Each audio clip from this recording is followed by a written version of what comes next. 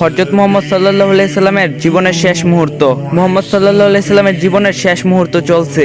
হঠাৎ সেখানে একজন লোক এসে সালাম দিলেন আর বললেন, আমি কি ভেতরে আসতে পারি? ফাতেমা রাদিয়াল্লাহু বললেন, দুঃখিত, আমার বাবা খুবই অসুস্থ।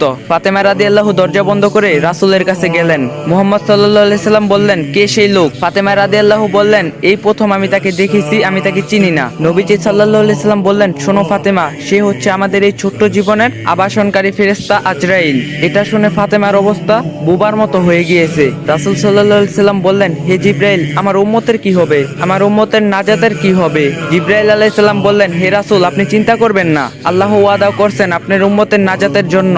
মৃত্যুর ফেরেশতারা ধীরে ধীরে রাসূলের কাছে এলেন। জান কবজ করার জন্য মালাকুল মাউত আজরাইল আরো কাছে এসে ধীরে ধীরে রাসূলের জান কবজ করতে থাকলেন। পাশে দাঁড়িয়ে থাকে জিবরাইল। রাসূল সাল্লাল্লাহু আলাইহি ওয়াসাল্লাম বললেন গোয়ানির সাথে, ও জিবরাইল, এটা কেমন বেদনাদায়ক জান কবজ করা। ফাতেমা রাদিয়াল্লাহু তার চোখ বন্ধ করে ফেললেন। আলী রাদিয়াল্লাহু তার দিকে উপর হয়ে বসলেন।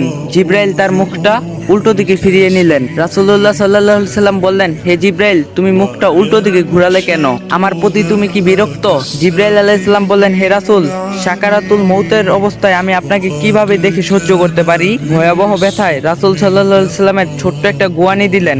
রাসূল সাল্লাল্লাহু আলাইহি সাল্লাম বললেন, হে আল্লাহ, মউতটা জান কবজের সময় যতই ভয়াবহ হোক সমস্যা নেই, আমাকে সকল ব্যথা দাও, আমি বরণ করব, কিন্তু আমার উম্মতকে ব্যথা দিও না। রাসূলের শরীরটা ধীরে ধীরে ঠান্ডা হয়ে আসতে লাগলো। তার পা বুক কিছুই নড়ছে না। এখন আর রাসূলের চোখের পানির সাথে তার ঠোঁটটা কম্পিত ছিল। তিনি কিছু বলবেন মনে হয়। আলী রাদিয়াল্লাহু রাসূলের মুখের কাছে কানটা নিয়ে গেলেন। নামাজ কায়েম করো এবং তোমাদের মাঝে থাকা দুর্বলদের যত্ন নাও।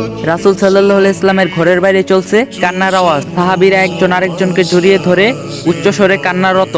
আলী রাদিয়াল্লাহু আবার তার কানটা রাসূল সাল্লাল্লাহু আলাইহি সাল্লামের মুখের কাছে ধরলো। রাসূল সাল্লাল্লাহু আলাইহি সাল্লাম চোখ ভেজা অবস্থায় বলতে থাকলেন, ইয়া উম্মতি, ইয়া উম্মতি, ইয়া উম্মতি। মৃত্যুর সময় প্রাণপ্রিয় নবী মুহাম্মদ সাল্লাল্লাহু আলাইহি সাল্লাম বলেন, আমাকে সব কষ্ট দাও, কিন্তু আমার উম্মতকে ব্যথা দিও না। মৃত্যুর সময় রাসূল সাল্লাল্লাহু আলাইহি সাল্লাম বলে গেলেন, নামাজ কায়েম করো। মৃত্যুর সময়ও রাসূল সাল্লাল্লাহু আলাইহি সাল্লাম বললেন, আমি চলে গেলে আমার উম্মতের কি হবে? এখন নিজেকে প্রশ্ন করুন, আমরা এমন একজন নবীর উম্মত হয়ে নামাজকে আদায় করি না। শ্রেষ্ঠ নবী মুহাম্মদ সাল্লাল্লাহু আলাইহি সাল্লাম আল্লাহর কত প্রিয় বন্ধু ছিলেন। তিনি আল্লাহর বন্ধু ছিলেন। তিনি যদি মৃত্যুবরণ করার সময় এত কষ্ট পান, তাহলে আমাদের কি অবস্থা হবে? আল্লাহ আমাদের সবার মাঝে বুঝার তৌফিক দান করুক, আমিন।